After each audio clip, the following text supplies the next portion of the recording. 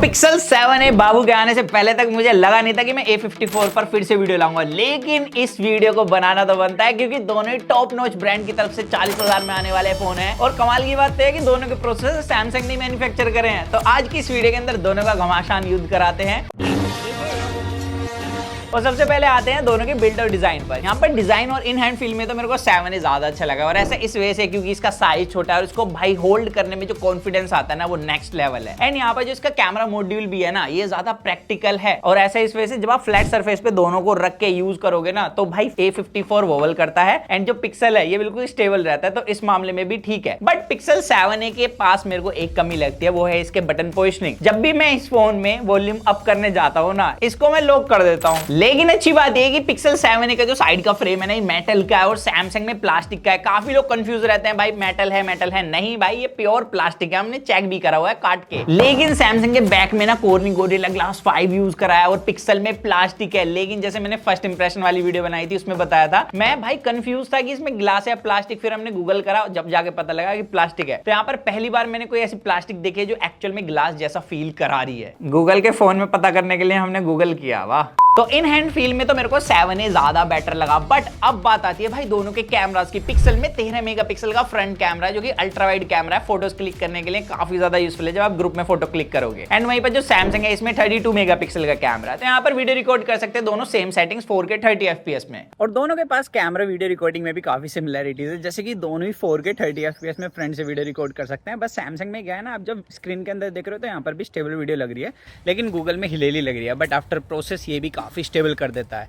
और यहाँ पर लाइट कंट्रोल आप देख सकते हैं। गूगल में अभी मेरे को डिस्प्ले में कुछ नहीं दिख रहा क्योंकि इसकी outdoor peak brightness camera use करते हुए काफी कमजोर लगी है मुझे। अब यहाँ पर जैसे मैंने बताया पिक्सल के अंदर स्टेबलाइजेशन अच्छी नहीं लग रही थी, तो सेम सीन आईफोन के साथ होता है। ये प्रोसेसिंग के बाद काफी स्टेबल कर देते हैं, इनका EIS काफी ज्यादा एग्रेसिव हो जाता है जिसके बाद काफी स्टेबल फुटेज निकल कर आई है। बट दिक्कत ये यहाँ पर फील्ड ऑफ व्यू थोड़ी कम मिलती है। एंड यहाँ पर ऑल ओवर मेरे को वीडियो क्वालिटी भाई पिक्सल की ज्यादा अच्छी लगी। इसके अलावा अगर फोटोज पे भी चले ना तो फोटो में सीन ये है, अगर आपको ब्राइट फोटो पसंद है तो यहाँ पर सैमसंग आपके लिए है, लेकिन अगर आपको थोड़ा सा नेचुरल टोन चाहिए स्किन में तो यहाँ पर भाई पिक्सल ज्यादा बेहतर चॉइस होने वाली है। लेकिन पिक्सल के अंदर थोड़ा सा कॉन्ट्रास्ट नजर आता है। हालांकि यहाँ पर अगर डिटेल्स की बात करें तो डिटेल के अंदर सैमसंग ज्यादा बेहतर था। और यहाँ पर पोर्ट्रेट मोड के अंदर एज डिटेक्शन दोनों का सिमिलर था फ्रंट कैमरे में। बट यहाँ पर डिफरेंस वही है कलर्स का, जो कि टोटली आप पर डिपेंड करेगा कि आपको नेचुरल टोन चाहिए या थोड़ा सा ब्राइट टोन चाहिए। अब यहाँ पर सीधा लो लाइट में हमने टेस्ट करा, जैसे कि सैमसंग के पास 32 मेगापिक्सल का फ्रंट कैमरा है, बट उसके बाद भी इसकी लो लाइटिंग परफॉर्मेंस वीक थी भाई पिक्सल की कंपैरिजन में। इवन पिक्सल के अंदर जो डिटेल थी ना लो लाइट में वो भी ज्यादा बेहतर मिली है। तो यहाँ पर सॉफ्टवेयर से जो काम करा ना गूगल ने वो एक्चुअली काफी ज्यादा मजेदार है। अब यहाँ पर सीधा बैक कैमरे पे चलें तो पिक्सल के पास 64 मेगापिक्सल का कैमरा एंड सैमसंग के पास है 50 मेगापिक्सल का कैमरा। एंड वीडियो रिकॉर्डिंग के अंदर भाई सैमसंग थोड़ा कम स्टेबल लगा मेरे को पिक्सल के कंपैरिजन में। पिक्सल के अंदर भी OIS है, सैमसंग के अंदर भी OIS है, लेकिन पिक्सल के अंदर जो पोस्ट प्रोसेसिंग है वो ज्यादा काम की लगी। बट इसके अंदर एरिया कम मिलता है जो कि मैंने आपको फ्रंट कैमरे में बताया। बट यहाँ पर मेरे को ऑल ओवर वीडियो रिकॉर्डिंग में भाई पिक्सल ज्यादा स्ट्रॉन्ग लगा है। और अगर आप पिक्सल 7a को कैमरास के लिए बाय करना चाहते हो तो आपका भाई इसके कैमरा कंपैरिजन पर ऑलरेडी काम कर रहा है, वो भी 2 फोन के साथ। तो अगर आपको वो देखना है तो चैनल सब्सक्राइब कर देना। बाकी वीडियो अच्छी लगे तो 10,000 लाइक का एम करते हैं इस पे। इसके अलावा अगर फोटोज पे चले तो यहाँ पर अगर आपको नेचुरल टोन चाहिए अगेन तो यहाँ पर पिक्सल है, लेकिन अगर आपको थोड़ी ब्राइट एंड एक्चुअल में जैसा मौसम था वैसी फोटो चाहिए तो यहाँ पर मेरे को सैमसंग ज्यादा यूजफुल लगा। मैंने कड़ी दोपहरी में भाई फोटो क्लिक करी है और उसके बाद मेरे को लगा कि भाई पिक्सल ने काफी ज्यादा अंधेरा सा कर दिया है, थोड़ा अंडर एक्सपोज लगा। बट स्किन टोन ये काफी अच्छे से मैनेज करके रखता है, लेकिन इसमें ना थोड़ा सा कॉन्ट्रास्ट मिलता है। वहीं पर सैमसंग काफी हद तक नेचुरल रखने की कोशिश करता है बैकग्राउंड को, लेकिन स्किन टोन ऑब्वियसली थोड़ी सी ब्राइट करता है। बाकी यहाँ पर जो पिक्सल के साथ मेरे को सबसे बड़ी दिक्कत लगी है, जैसे आप इस फोन को कुछ देर तक यूज कर लोगे, एक तो बहुत ज्यादा हीट होता है एंड हीट होने के बाद जो इसका पोर्ट्रेट मोड है वो हिट ही नहीं होता। यहाँ पर मैंने कितनी सारी फोटो क्लिक करी 1x में 2x में, इसने एक में भी एज डिटेक्ट नहीं करा है। तो यहाँ पर इसके सॉफ्टवेयर के अंदर कुछ बग है जो कि इन्हें फिक्स कर देना चाहिए, और ये दिक्कत 7 Pro के अंदर भी थी इनके। और यहाँ तक कि जो लो लाइटिंग परफॉर्मेंस है उसमें मेरे को जब आप स्ट्रीट लैम्प के आसपास हो तो दोनों ऑलमोस्ट सिमिलर ही परफॉर्म करते हैं, लेकिन अगर आप डार्क एनवायरनमेंट में जाओगे तो वहां पर सैमसंग ज्यादा ब्राइट और ज्यादा शार्प फोटो निकाल के देता है। तो यहाँ पर मेरे को सच बताऊं ना, अगर एक नॉर्मल पर्सन को जाके दिखाऊं तो वो सैमसंग को पिक कर सकता है, लेकिन अगर कोई टैकी बंदा है तो मेरे को लगता है वो पिक्सल पिक करेगा कैमरास के मामले में। अब यहाँ पर सीधा चले अल्ट्रा वाइड में, तो अल्ट्रा वाइड में सीधा मैं सैमसंग को पिक कर सकता हूँ। इसके पास ज्यादा ब्राइट और ज्यादा शार्प फोटोज मिलती हैं। तो यहाँ पर अगर आपको ज्यादा ब्राइट फोटो पसंद है तो सैमसंग डेफिनेटली ज्यादा बेहतर चॉइस है, लेकिन अगर आपको नेचुरल स्किन टोन पसंद है, थोड़ी सी कॉन्ट्रास्टी फोटो चल जाएगी तो पिक्सल है। और यहां तक कि पिक्सल वीडियो में पूरी एडवांटेज ले जाता है। इसकी वीडियो क्वालिटी मेरे को सैमसंग से बेहतर लगी है, बट दिक्कत आती है इसके पोर्ट्रेट मोड के साथ, और दूसरा ये फोन बात बात पे गर्म हो जाता है। विद इन 5 मिनट्स अगर आप इसे नॉर्मली भी चलाओगे ना, भाई बहुत तेजी से गर्म होने स्टार्ट होता है। सैमसंग में मेरे को ऐसा कोई भी इशू नहीं मिला है, बट सैमसंग के साथ जो इशू है वो है इसके हार्डवेयर के अंदर। इसमें जो स्टोरेज टाइप है वो भी तक क्लियर नहीं करा सैमसंग ने UFS 2.2 है या 2.1 है, क्योंकि रीडिंग और राइटिंग स्पीड बहुत बेकार थी। बट पिक्सल के पास UFS 3.1 की स्टोरेज मिलती है, जिसकी वजह से जब आप दोनों फोन को साइड बाय साइड चलाओगे तो पिक्सल में स्टार्टिंग में मुझे जिटरिंग मिल रही थी, बट रीस्टार्ट करने के बाद जो इसका UI एक्सपीरियंस है वो काफी स्मूथ हो गया है। ऐप ओपनिंग क्लोजिंग काफी सही है। इवन जब सिस्टम हैवी एप्लीकेशन आप दोनों के अंदर ओपन करते हो तो सैमसंग के अंदर जिटरिंग मिलती है, कैमरा ऐप में भी बहुत ज्यादा जिटरिंग मिल जाती है, एंड पिक्सल काफी स्मूथली ओपन कर देता है। तो यहाँ पर डेफिनेटली भाई जो एक्सपीरियंस है दोनों के साथ ही नॉर्मल यूजेज में खराब मिलने वाला है आपको। एक गर्म होता है तो दूसरा जिटर देता है। लेकिन इसके अलावा आप सीधा चले भाई दोनों के प्रोसेसर पर, जो कि सैमसंग ने बनाया है। इसके अंदर Exynos 1380 मिलता है, जिसे 1380 बोल देते हैं, और इसके अंदर है Tensor G2 प्रोसेसर। अब यहाँ पर दोनों ही प्रोसेसर हमने टेस्ट करे हैं, हीट दोनों ही होते हैं, बट यहाँ पर CPU थ्रोटलिंग के अंदर सीन क्या है ना, गूगल हीट कंट्रोल करने के चक्कर में अपनी पीक परफॉर्मेंस को डाउन कर देता है। वहीं पर सैमसंग कहता है होगा हीट, देखा जाएगा, अपनी पीक परफॉर्मेंस दो। तो यहाँ पर भाई सैमसंग थोड़ा उस टेस्ट में मेरे को ज्यादा हीट फील हुआ। लेकिन अगर दोनों में से ज्यादा पावरफुल प्रोसेसर की बात करें तो Tensor G2 प्रोसेसर है, बट इतनी पावर आप यूज कर नहीं पाओगे, क्योंकि दोनों के अंदर जब हमने गेमिंग करी है, मतलब यहाँ पर दोनों के अंदर सेटिंग्स अच्छी मिल जाती हैं, दोनों के अंदर हमने सेम गेम प्ले करा, सेम सेटिंग्स में, यहाँ पर एक्सपीरियंस सिमिलर ही रहा है। दोनों ही हीट होते हैं और दोनों के अंदर ही काफी ज्यादा जिटरिंग मिलती है। तो यहाँ पर दोनों की नॉर्मल यूजेज भी बेकार है, एक हीट होता है तो एक जिटर देता है, और दोनों की गेमिंग परफॉर्मेंस तो है ही घटिया।